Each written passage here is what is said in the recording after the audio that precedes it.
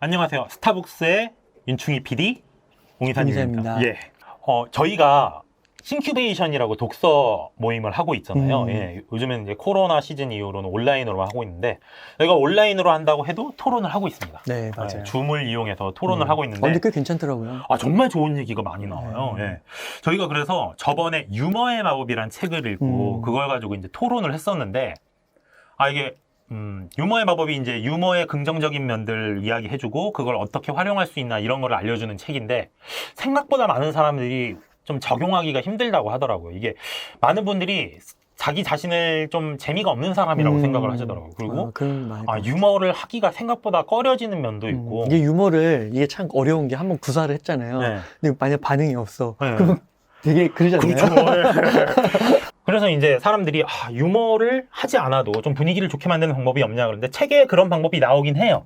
책에서는 본인이 유머를 할 필요까지는 없고 상대방이 유머를 하는 거에 잘 맞장구 쳐주고 잘 웃어주기만 해도 리액션. 네, 분위기를 좋게 만들 수 있다. 그러니까 저도 그 포인트를 읽었는데 그게 그거더라고요. 이게 그 유머의 마법 그 책의 그 맥락과 상황, 네, 그게 주로 이제 비즈니스 환경이잖아요. 그렇죠. 그러니까 이게 돈이 걸려 있다 보니까 딱딱하단 말이에요. 그렇죠. 사교 모임이 아니라. 네. 그러니까 이게 웃음기가 더 사라지는 거죠. 근데 이제 그 비즈니스에서 유머를 잘 활용을 하면 이게 매출에도 조직의 성과에도 그쵸. 큰 영향을 미친다는 거예요. 그러면 맞아요. 그걸 어떻게 만들 것이냐. 근데 사람들이 되게 유머에 대해서 부담을 갖는다는 거죠. 그런 차원에서 처음에 유머를 이제 구사하는 방법도 뒤에서 소개를 하고 있지만 그 앞단에서 소개하는 내용이 그거죠. 내가 유머를 구사하지 않아도 인싸되는 법. 네. 그러니까 본인이 유머 감각이 없는 건 아니다. 웃긴 얘기를 하면 웃을 줄 안다. 이런 걸 보여주는 것만으로도 분위기를 훨씬 부드럽게 만들 수 있다. 이런 얘기가 책에 많이 나오거든요. 사람들이 좀 이거에 대해서 더 고민을 하고 싶어 하더라고요. 토론을 하고 싶어 하고. 왜 그러냐면 아무래도 우리나라는 유머를 하기가 그래도 힘들다 이거예요. 이게 왠지 유머를 했다가 상대방이 불쾌해하진 않을까? 그리고 이제 아까 좀 비즈니스 좀 딱딱하다고 얘기하는데, 좀 나이대가 비슷하고 그러면 조금 이렇게 잘 웃어줄 수 있는데, 좀 어르신 만나거나 그러면 웃는 것만으로도 좀 왠지 무례한 것 같고 웃으면 안 될 것 같고 막 이런 분위기도 있잖아요. 그러니까 아무것도 안 하면 절반이라도 갈 수 있는데. 그렇죠. 괜히 웃었다가 계약 날라가면. 웃어 지금? 막 이럴까봐 그런 것 때문에 이게 좀 되게 유머를 걱정하셔서 그래서 이런 내용까지 나왔어요. 그러니까 우리가 유머를 구사하지 않으면서도 어떻게 하면 분위기를 좋게 만들 수 있을까? 내가 유머를 못하지만 분위기를 좋게 만드는 인싸가 되는 방법은 없을까? 이런 거에 대해서 토론을 했는데 진짜 기가 막힌 아이디어가 많이 나왔습니다. 그게 뭐예요? 총 3가지가 있는데 첫 번째 방법은 일단 매겨라였어요. 매겨라? 네. 뭘 매겨? 그러니까 배가 부르면 기분이 좋아지는 거죠. 근데 실제로 이거를 비즈니스에 활용한 사람이 있대요. 그 마크 주커버그 누나인가요? 여동생인가요? 그 셰릴 샌드버그? 예, 셰릴 샌드버그가 누나는 아니고 최고 예. 운영 책임자. 최고 운영 책임자. 누나는 아니 누나라고 부르겠죠 뭐. 예.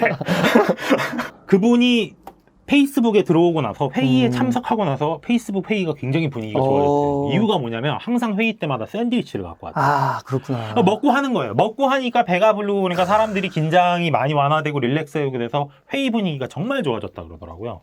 근데 이 얘기를 누가 해주셨어요. 셰릴 샌드버그가 실제로 그렇게 해서 분위기가 좋았다. 그러니까 사람들이 이제 간증이 나오기 시작한 거예요. 자기가 이제 이런 일을 겪었는데 먹을 걸 줘서 분위기가 좋아졌다. 이런 얘기가 나오는데, 제 경우는 이런 경우가 있었어요. 그때 지금 부인하고 아직 결혼 안 했을 때, 이제 여자친구일 때 같이 창덕궁을 놀러 갔거든요. 근데 나중에 알고 보니까 창덕궁이 아니라 경복궁이고 이러면 난리가 날 텐데 지금 솔직히 정확히 기억은 안 나요. 아내가 안 보겠죠? 아무튼 창덕궁을 놀러 갔는데 여자친구 표정이 너무 안 좋은 거예요. 그 막 이러고 있어요 계속. 그래가지고 제가 기분 나쁜 일 있어? 그러니까 아니야 뭐 이래요. 어디 아파? 그러니까 그런 거 아니야. 그래갖고 내가 뭐 잘못했어? 그런 거 없어. 계속 이러는 거예요. 뭐지 왜 그러지 하다가 길을 갔는데 저쪽에 어디 보니 국화빵을 팔고 있는 거예요. 그걸 샀어요. 거기서 먹었어요. 그러고 나니까 표정이 확 펴지더라고요. 그래서 제가 그래 국화빵을 먹이길 잘했구나. 이 얘기가 실제 사례에서 이런 식으로 제 경험도 있었고, 인터넷에서도 그런 얘기를 봤어요.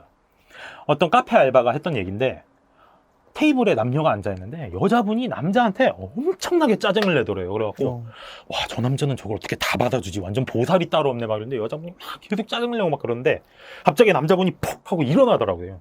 탁 짚고서는 일어난대요. 그래서 아 그래 나라도 못 참는다. 저기서 나가야지. 그런 줄 알았는데 다시 그 남자분이 들어오시더래요.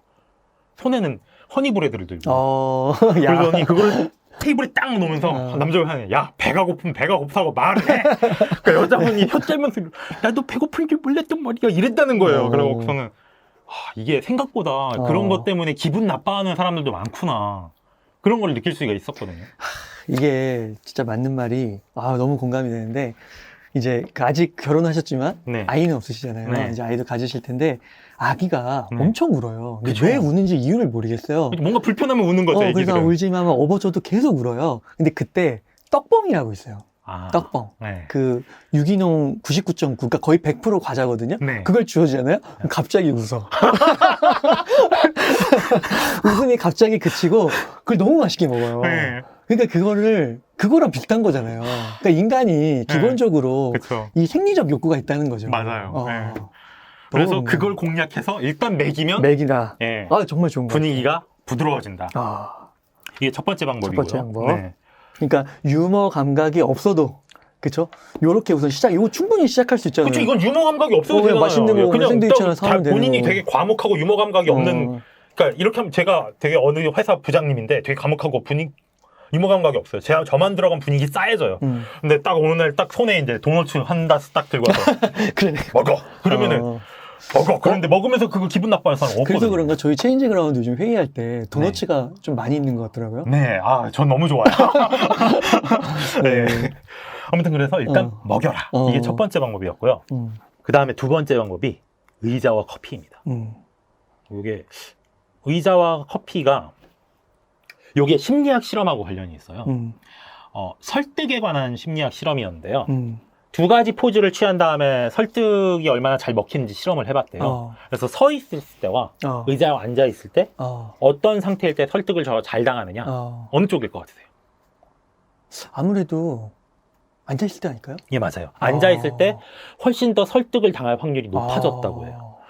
그래서 이게 뭐 정확한 이유는 모르겠죠. 뭐 앉아 있는 게 더 편안하게 느껴질 수도 있고, 그래서 뭐 거리감은 없게 느껴질 수도 있는데, 어쨌든 앉아 있는 자세일 때 설득력이 더 높아진다. 뭔가 이렇게 안정감이 있는 것 같아요. 그렇죠. 그래 안정감이나 뭐 편안함을 느껴서. 그럴 것 같아요. 서 있으면은 뭔가 이 사람 어디 갈 것 같잖아요. 바빠서 이동해야 될 것만 같고. 서 있으면 대부분 이렇게 막 이렇게 허리에 손을 넣거나 주머니에 손을 넣거나 이렇게 팔짱을 끼거나 방어적인 자세가 좀 자연스럽게 나오는데, 의자에 앉아도 이렇게 할 수 있지만 의자에 앉으면 자연스럽게 팔걸이에 손이 올라가니까요. 훨씬 덜 방어적인 자세가 나오거든요. 그러니까 이런 거를 심리학 용어로 오메가 설득 전략이라고 합니다. 오메가? 네. 알파 설득 전략은 내 설득력을 높여서 설득하는 거예요. 네. 그래서 내가 정말 근거를 탄탄하게 마련하고, 자, 막 빈틈없는 논리로 딱 해가지고 이러면 이렇게 할 수밖에 없지 않습니까? 딱 하는 게 알파 설득 이론이면, 오메가 설득 이론은 상대방의 거부감을 낮춰서 설득하는 거예요. 네, 알파가 이제 막 이렇게 몰아붙여서 하는 거, 오메가는 이렇게 하면 좋아요. 이렇게 얼마나 이렇게 좋아요. 막 하면서 상대방이 덜 거부감을 느끼게 해서. 근데 의자에 앉히는 것도 대표적인 오메가 설득 전략이에요. 그러니까 의자에 앉아서 거부감이 줄어들면 좀 더 상대방을 말을 듣기 좋은 건데, 여기에 또 한 가지 아이템이 추가가 됩니다. 커피예요. 커피도 괜찮고, 뭐 커피가 아니면 다른 음료. 특히 효과가 좋은 건 달달한 음료를. 아까 1번 이유랑 똑같아요. 먹이는 거랑 비슷한데, 달달한 게 들어가면 기분이 좋아지잖아요, 순간적으로. 그렇죠. 당충전. 네, 당충전에서 기분이 좋아지니까 상대방의 말에 설득 당하기가 더 쉬워지는 거죠. 그래서 이 의자와 커피, 특히 믹스 커피가, 네, 의자와 믹스 커피가 이게 이제 설득력을 높이는 엄청난 아이템이거든요. 이게 옛날에 이거를 엄청 잘 써먹던 곳이 있었어요. 복덕방이에요. 그래서 예전에 이제 복덕방 가시면은 일단은 딱 복덕방 가시면 그 복덕방 그 사장님들 멘트가 딱 이거야. 일단 앉아. 한 다음에 자 이거 마시고 그냥 이러면서 딱 지도 펴놓고 여기가 이게 오를 거라고 막 이러면 이제 달달한 거 먹고 편안한 소파에 앉아갖고 막 솔깃하잖아요. 그게 그래서 그랬던 거예요. 근데 이게 진짜 공감이 되는 게, 저희 체인지 그라운드가 이렇게 몇몇 대기업이랑 거래할 때가 있잖아요. 또 회의 자리에 가면 이렇게 처음에 뵙고 이러면 되게 분위기가 딱딱하단 말이에요. 근데 거기에 예를 들어서 뭐 카페라떼 달달한 게 있거나 뭔가 뭐 달달한 음료가 있잖아요. 벌써 분위기가 달라져. 그렇죠. 특히 여성분들은 되게 표정이 밝아지는 것 같아요. 그럼요. 저희 팀장님도 그렇고. 그게 그거네. 아무튼 이런 식으로 상대방의 거부감을 줄여서 분위기를 편안하게 만드는 방법이 있는 좋습니다. 네. 그래서- 알파와 오메가 전략. 예, 그래서 이제 좀 분위기를 편안하게 하고 싶다 그러면 서 있는 자세에서 뭘 하기보다는 그래서 일단 회의실이 있는 게 그래서 중요해요. 없으면은 의자라도 끌고 와서 하는 게 그래서 좋습니다. 일단 앉아서 커피 마시면서 하는 게 그래서 좋아요. 예. 네. 그리고 마지막은 요거는 제가 개인적으로 좀 좌절감을 많이 겪었던 뭔데요? 뭐 그 내용은 좀 어떻게 보면 간단해요. 칭찬하라였습니다. 칭찬하라? 예, 한 분이 말씀하시기에 자기는 분위기를 부드럽게 만들려고 선 칭찬 후 본론을 하신대요. 이렇게 일단 칭찬으로 이야기를 서두를 뗀 다음에 그 다음에 이제 본론을 얘기를 하신대요. 딱딱한 본론일수록 그렇게 하신대요. 분위기가 훨씬 낫다고 하는데 그래서 제가 그럼 뭘 칭찬하냐고 그러면 하니까 여자분들은 보통 외모 칭찬을 많이 하신대요. 외모. 오늘 머리 너무 좋다. 오늘 화장 진짜 잘 먹었다. 오늘 어머 귀걸이 너무 이쁘다. 뭐 이런 식으로 얘기를 많이 한대요. 그러면 이제 그거가 이제 분위기를 부드럽게 만드는 효과가 있다고 하더라고요. 그래갖고 제가 근데 궁금한 거예요. 근데 솔직히 좀 자기가 외모가 좀 괜찮다 그러면은 거기 그 말을 듣고 기분이 좋을 수 있는데 좀 외모에 컴플렉스가 있거나 이런 분이면 오히려 그 말을 듣고 기분이 안 좋아질 수도 있잖아요. 그럴 수도 있죠. 아니면 뭐 그런 거에 대해서 거부감이 있을 수도 있고 뭐 좀 이렇게 남녀 사이면은 좀 이쁘다라는 말 요즘 좀 조심스럽기도 하고요. 그래서 그런 경우에는 좀 어떻게 하냐고 그러시니까 그런 경우에 좀 외모를 얘기하기 힘드실 때는 살이 좀 빠졌다. 근데 여기서 또 저 1차 충격을 먹었어요. 제가 작년에 만나는 사람마다 살 빠졌다는 얘기를 계속 들었거든요. 제가 작년에 몇 킬로그램 쪘는지 아세요? 제가 작년에 10kg이 쪘어요. 근데 만나는 분들마다 저한테 살 빠졌다 그랬거든요. 다 이걸 아셨네. 3번 전략을. 네. 그래서 제가 그 얘기를 했어요. 제가 작년에 사람들이 저한테 살 빠졌다는 얘기만 믿고서는 막 먹다가 10kg이 쪘다. 그러더니 그분이 또 마지막으로 하신 얘기가 그럼 살 빠졌다는 얘기가 좀 힘들다. 그럴 때는 정할 거 없으면 피부 좋다는 얘기하면 된다. 피부. 제가 피부 좋다는 얘기를 정말 많이 듣고 살았어요. 아무튼 그래서 저는 이제 더 이상 속지 않기로 했지만 그 전략이 이걸 모르는 사람한테는 잘 통한다는 거. 제가 보증합니다. 정말 잘 통합니다. 분위기 부드러워지고요. 그 말 듣는 것만으로도 기분이 좋아지고요. 그러니까 일단은 뭐 그분의 어떤 뭐 옷 스타일, 옷 스타일도 괜찮죠. 패션이나 옷 스타일을 칭찬하거나. 제가 윤피디님한테 사실 요거 잘 쓰고 있어요. 그래요? 안경. 안경. 우리 사님이 제 안경 칭찬도 많이 해주셔서. 그렇군요. 머리 스타일 이런 거. 아니 근데 이게 근데 지금 좀 이렇게 웃으면서 얘기했지만 확실히 효과가 있는 것 같아요. 네, 확실히 효과. 저는 진짜 철석같이 믿었다니까요. 그러니까 알면서도 당할 수밖에 없어. 그리고 알면서도 당할 것 같아요. 맞아요. 아무튼 그래서 칭찬을 일단 하고 본론을 시작하면 분위기가 상당히 부드러워진다. 이런 얘기를 하시더라고요. 네. 그래서 마지막으로 정리를 해드리면 일단 먹여라. 그 다음에 의자와 커피를 가져와라. 마지막으로 칭찬으로 시작하라. 그러네요. 예.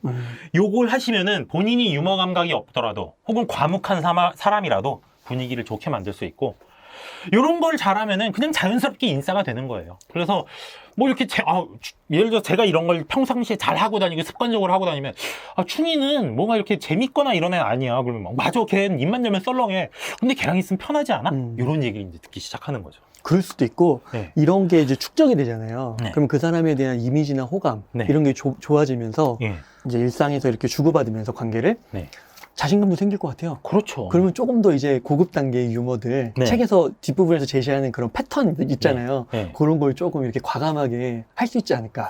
그리고 요것도 있어요.